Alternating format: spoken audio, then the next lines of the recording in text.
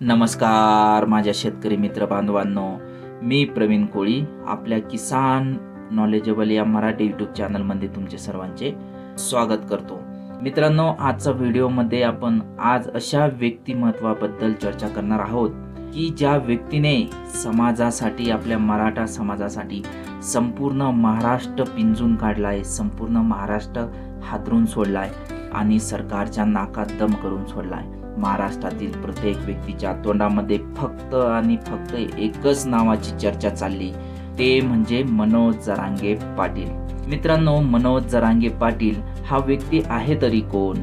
त्यांचे समाजासाठी केलेले कार्य, त्यांच्या सुरुवातीच्या काळातील आंदोलने, त्यांची सामाजिक, आर्थिक, कौटुंबिक पार्श्वभूमी आहे तरी काय, त्यांनी समाजासाठी केलेले कार्य, या सर्व गोष्टींवर आज आपण आजच्या व्हिडिओमध्ये बघणार आहोत.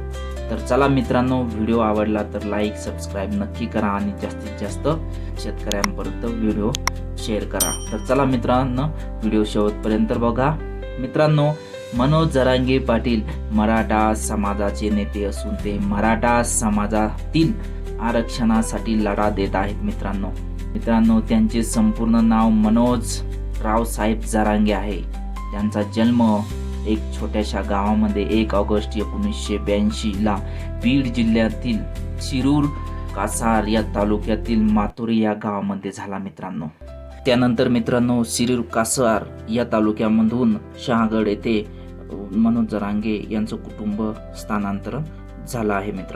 मनोज जरांगेचं कौटुंबिक पार्श्वभूमी जर बघितली मित्रांनो, तर त्यांच्या कुटुंबात जरांगे पाटील आणि त्यांच्या पत्नी सुमित्राताई यासोबत 3 मुली व 1 मुलगा असं त्यांचं कुटुंब आहे. मनोज जरांगे यांचे 4 भावंडे आहेत, तर मनोज जरांगे हे सर्वात लहान भाऊ आहेत. छोट्याशा पत्राच्या घरात त्याचं कुटुंब राहतं. उदरनिर्वाहासाठी त्यांच्याकडे 2 एकर मात्र जमीन आहे.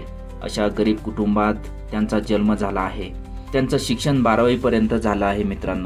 त्याच्यानंतर मित्रांनो, ते समाजकार्यात सक्रिय झाले. ते 2012 पासून मराठा आरक्षण चळवळीत सहभागी झाले. त्यानंतर त्यांनी सरकारचा निषेध आयोजित करण्यासाठी शिवबा संघटना स्थापन केली. या संघटनेच्या मार्फत त्यांनी मराठा आरक्षणासाठी विविध पिंजून गावागावामध्ये जाऊन आंदोलने केली. त्यासोबतच मित्रांनो, मनोज जरांगे यांनी 2012 मध्ये शहागडच्या उड्डाणपुलावर 7 दिवस आमरण उपोषण केलं होतं मराठा आरक्षणासाठी. त्यानंतर 2013 मध्ये शहागड ते मुंबई या आरक्षणासाठी पायी दिंडी काढली त्यांनी. त्यानंतर जालना जिल्हाधिकाऱ्यालयासमोर सुद्धा त्यांनी 6 दिवसाचं आमरण उपोषण केलं होतं. त्यासोबतच संभाजीनगरला सुद्धा त्यांनी रेल्वे रोको आंदोलन केलं होतं. त्यासोबतच मित्रांनो, जालना जिल्ह्यातील राष्ट्रपिंपळगावमध्ये तब्बल 3 महिने ठिय्या आंदोलन केली होती.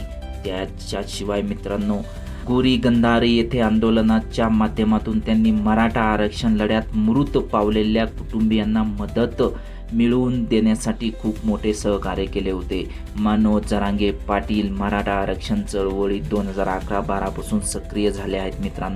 त्यांनी मराठा आरक्षणासाठी जीवाचं रान करून खूप अशी आंदोलनं घडवून आणली.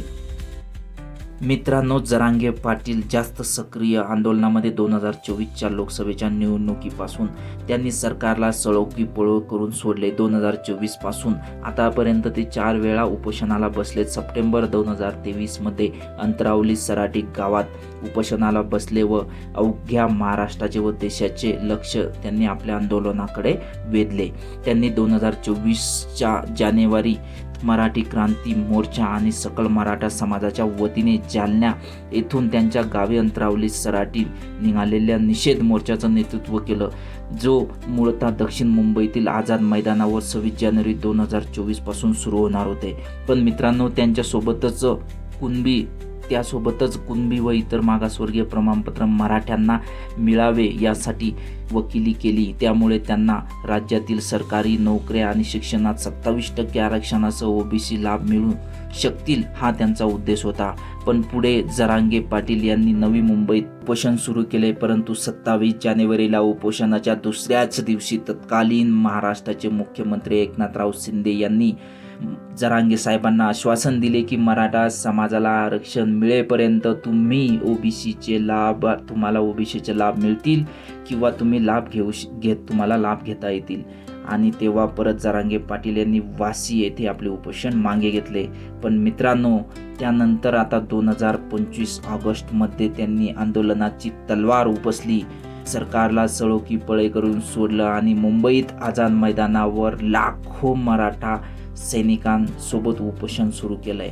आणि आरक्षण मिळेपर्यंत मागे हटणार नाही अशी ठाम भूमिका त्यांनी मांडलेली आहे. मित्रांनो, अशा प्रकारे मित्रांनो, समाजासाठी लढणारा, समाजासाठी झटणारा, समाजासाठी पूर्ण आयुष्य झोकून देणारा असा मराठा कार्यकर्ता, मराठा नेता आजपर्यंतही झाला नाही आणि असं वाटतं इथूनही पुढे कधी होणार नाही. अशा माझ्या जरांगे पाटलांना प्रवास खूप खडतर आणि खूप परिश्रमाचा राहिला आहे. मित्रांनो, व्हिडिओ आवडला असेल तर लाईक सबस्क्राईब नक्की करा. आजच्या व्हिडिओमध्ये आपण इथंच थांबणार आहोत. जय हिंद, जय महाराष्ट्र.